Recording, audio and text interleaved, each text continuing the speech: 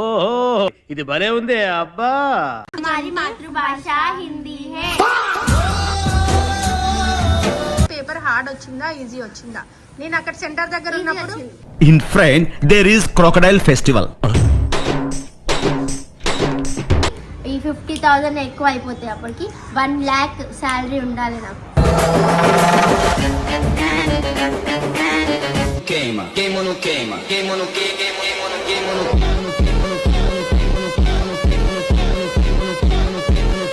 And don't forget to subscribe my channel. Hey guys welcome back. So ఇప్పుడైతే మనము Sonu classmate Vaishnavi and సోనంతో ఉన్నాము. వీళ్ళు ఏంటంటే వాళ్ళ హిందీ ఎగ్జామ్ రాసేసి వచ్చారు.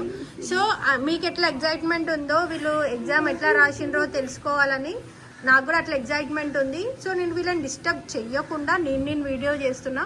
వాళ్ళ నుంచి ఒక 2 మాటలు అంతే, నాకు ఒక 5 minutes వాళ్ళు నాకు ఇస్తే చాలు. సో వాళ్ళని 5 minutes ఎక్కువ ఓహో ఇది భలే ఉంది అబ్బా. సో బిజీ అంటే వాళ్ళకి అంటే ఇంకా 3 days టైం ఉంది. వాళ్ళకి హిందీ అంటే మనకి ఎవరికైనా టఫే. కొంచెం మన లాంగ్వేజ్ కాదు కాబట్టి చూడడము అంటే రాయడం, మిస్టేక్స్ లేకుండా రాయడం ప్రాక్టీస్ చేస్తున్నారు వాళ్ళు. ఫస్ట్ చదివి గుర్తుపెట్టుకుని నాకు అప్పచెప్పి తెలుగులో అర్థం చేసుకొని మళ్ళీ అవి మనకి హిందీలో అప్పచెప్పేసి అవి రాయమంటే ఫస్ట్ చూసి రాసి తర్వాత చూడకుండా ఇట్లా రాసుకుంటున్నారు. What a vision, what a thought. పిచ్చోలు అయిపోయారు మా టీం అంతా. సో కొంచెం ఇటు చెప్తారా మాకు వాళ్ళ ఎగ్జామ్ ఎట్లా రాసి, మీరు ఎట్లా రాసిరు, పేపర్ ఎట్లా ఉందని చాలా మంది వెయిట్ చేస్తున్నారు. ఎక్స్ట్రా లేకు ఇప్పుడు సరే ఇగో ఏమైంది తెలుసా ఒక మేము ఎగ్జామ్ సెంటర్ పోయినాం కదా. ఫస్ట్ అందరు అడిగేది పేపర్ హార్డ్ వచ్చిందా ఈజీ వచ్చిందా? నేను అక్కడ సెంటర్ దగ్గర ఉన్నప్పుడు In front there is crocodile festival. అందరిది ఇదే క్వశ్చన్, హార్డ్ వచ్చిందా ఈజీ వచ్చిందా? సో పేపర్ ఈజీ వచ్చిందంట గైస్. సో ఏమైంది, ఏమన్నా టఫ్ అనిపించిందా, ఏదన్నా ఇబ్బంది అనిపించిందా? టైం సరిపోలేదు. లాంగ్ ఆన్సర్స్ రాసేటప్పటికే ఆబ్జెక్టివ్ టైం వచ్చేసింది. మరి దాని వల్ల ఏం చేసారు, మరి వదిలేసారా? 2 వదిలేసినాం. 2 ఎందుకు ఎట్లా టైం ఎందుకు సరిపోలేదు? మేము ఈ రోజు ఫస్ట్ డే కదా, ఫస్ట్ డే కాబట్టి ఇన్స్ట్రక్షన్స్ ఇస్తారు కదా. ఇన్స్ట్రక్షన్స్ ఇచ్చేసరికి టైం సగం పోయింది, మాకు అర్థం కాలేదు. నాకు ఈ బుక్లెట్ ఇవ్వగానే ఫస్ట్ బ్లాక్ పెన్ తో రాయచ్చా రాయద్దు ఒక డౌట్. తర్వాత మళ్ళీ ఫస్ట్ నుంచి స్టార్ట్ చేయాలి, ఇటు నుంచి స్టార్ట్ చేయాలి. నాకు అర్థం కాలేదు సార్. అట్లుండే కొంచెంసేపు చూసిన, వేరే వాళ్ళు ఎట్లా రాస్తారో చూసుకున్నాము. టీచర్ చెప్పింది, అక్కడ ఉన్న టీచర్ అయితే ఇట్లా రాయాలంటే ఇక ఆపకుండా గీకినాం. తర్వాత ఇప్పుడు క్వశ్చన్ చదవాలి, పారాగ్రాఫ్స్ ఉంటాయి కదా, ఎత్తుకాలి కదా ఆన్సర్స్, అవి ఎత్తుకేసరికి టైం అయిపోయింది. ఓకే, ఒక పారా ఇచ్చి దాంట్లో 2 పారాగ్రాఫ్స్ ఇచ్చి ఒకటి పద్యం ఇచ్చి దానికి పరిపదార్థం రాయమని అన్నా. తెలుగు వచ్చింది అయితే. సో నేను చెప్పినట్టే సోనుకి తెలుగు ఎగ్జామ్ టఫ్, తెలుగు కొంచెం కష్టము. నాకు టఫ్ ఏదంటే తెలుగు, హిందీ, మ్యాథ్స్. సో ఇవి వీళ్ళకి మిగతావన్నీ మీరు ఏది అడిగినా నేను చూపిస్తాను. సో అదే నాకు తెలుగు గురించి సోనంకి కొంచెం, నాకు సోనంకి కొంచెం అది ఉండే. సో ఇప్పుడైతే సో హిందీ తెలుగు అన్న మన మాతృభాష. ఏం మాట్లాడుతున్నావురా, నరాలు కట్ అయిపోయింది. మాతృభాష కాదు అమ్మో, మదర్ టంగ్ కాబట్టి. మాతృభాష మదర్ టంగ్ అంటే వస్తుంది. మాతృభాష అంటే హిందీ వస్తుంది. అదే ఒక ఆగు, మాతృభాష అంటే హిందీ వస్తుంది. హిందీ మదర్ టంగ్ అంటే కదా.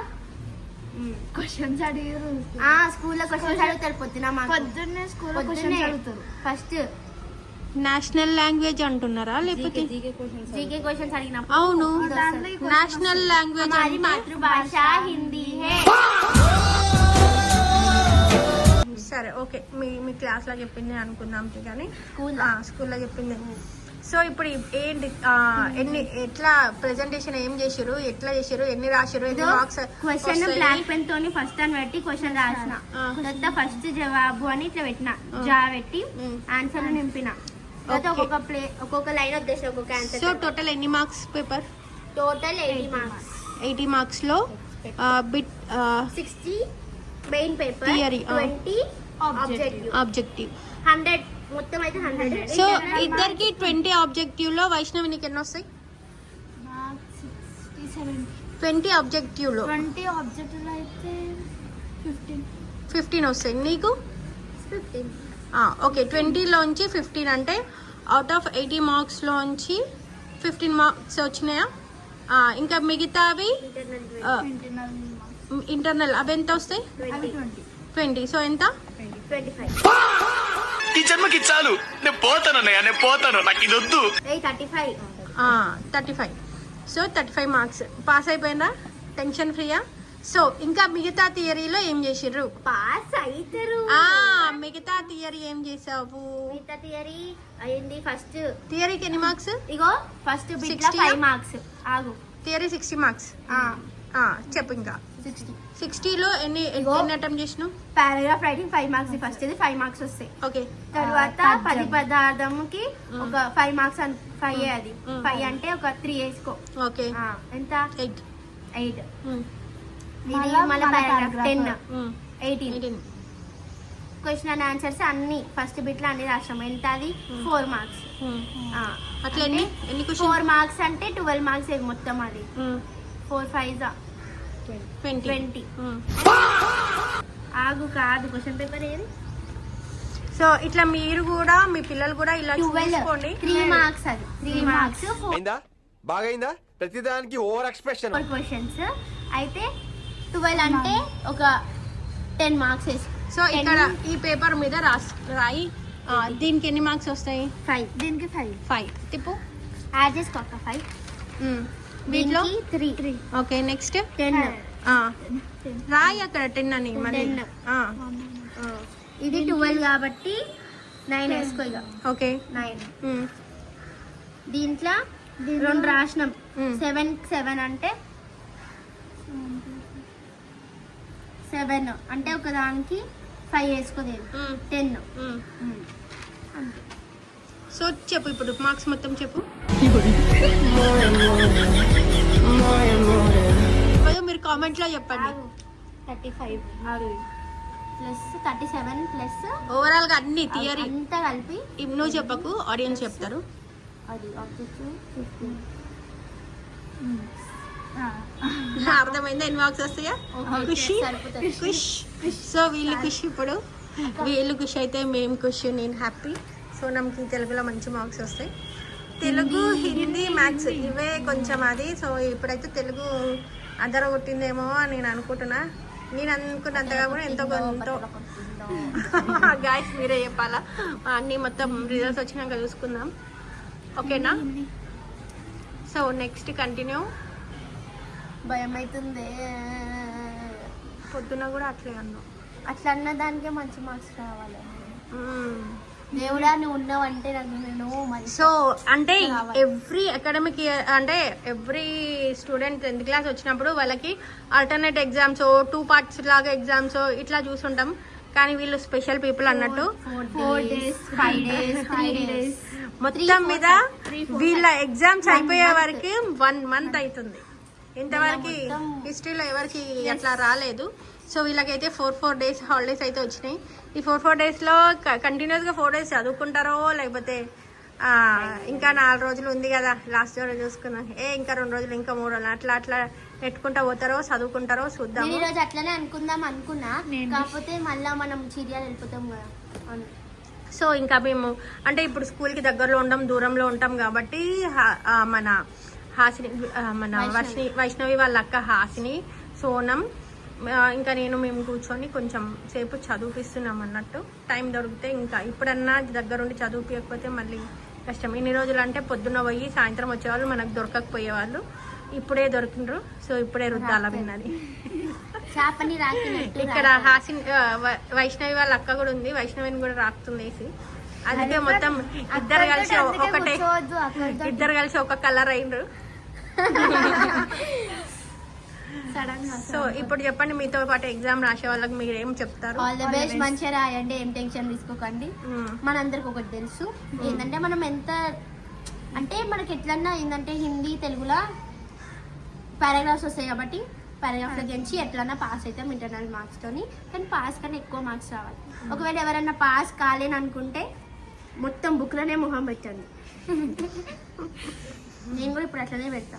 నేను పాస్ అవుతా కానీ నాకు ఎక్కువ మార్క్స్ రావాలి. ఎందుకంటే నాకు ఒక ఉంది కాబట్టి దాన్ని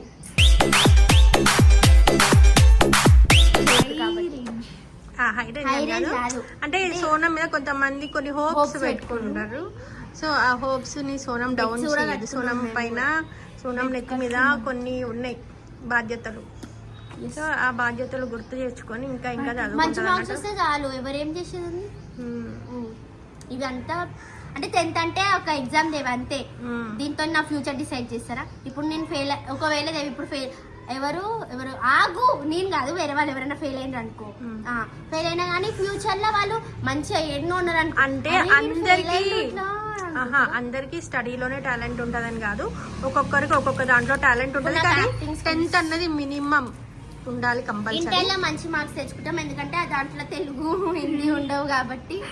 ఇంటర్ టఫ్ ఉంటుంది, ఎప్పటిది అప్పుడే ఉంటుంది. చూడు ఏ ఏజ్ది ఆ ఏజ్కే ఉంటుంది. అర్థమైందా? ఓకేనా? ఇప్పుడు హాసిని అక్క అడుగు ఏం చెప్తుంది? ఇంకా మీరు తీసుకునే కోర్స్ ఏం తీసుకోవాలి చెప్పు బెస్ట్. నేను ఎంపీసీ అంటున్నా, మీ సిఎస్సీ అంటుంది. ఏదో ఒక చేసి మనం ఎంపీసీలోనే జాయిన్ అవ్వాలి. నువ్వేం తీసుకుంటావు? ఎంపీసీ వద్దు వైష్ణవి ఎంపీసీ తీసుకుంటే మాత్రం కంపల్సరీ సోనంని ఎంపీసీలో వాడిస్తా. అందరం కమెంట్ చేయండి సోనం ఎంపీసీ తీసుకోవాలని. గైస్ నాకు ఏంటంటే మ్యాథ్స్ రాదు కానీ నాకు జాబ్ ఏదైనా కానీ ఏ జాబ్ అయినా చేస్తా కానీ శాలరీ మాత్రం ఎక్కువ ఉండాలి. మినిమం నేను జాయిన్ అయ్యేటప్పటికి మేము పెద్ద అయ్యేసరికి ఈ 50,000 ఎక్కువ అయిపోతాయి. అప్పటికి 1 lakh శాలరీ ఉండాలి నాకు. ఇప్పుడు నాకే 1 lakh జాయినింగ్ నువ్వు ఇన్ని ఇయర్స్ ఎక్స్పీరియన్స్ ఉంది కాబట్టి 1 lakh. నేను జాయినింగ్ 1 lakh.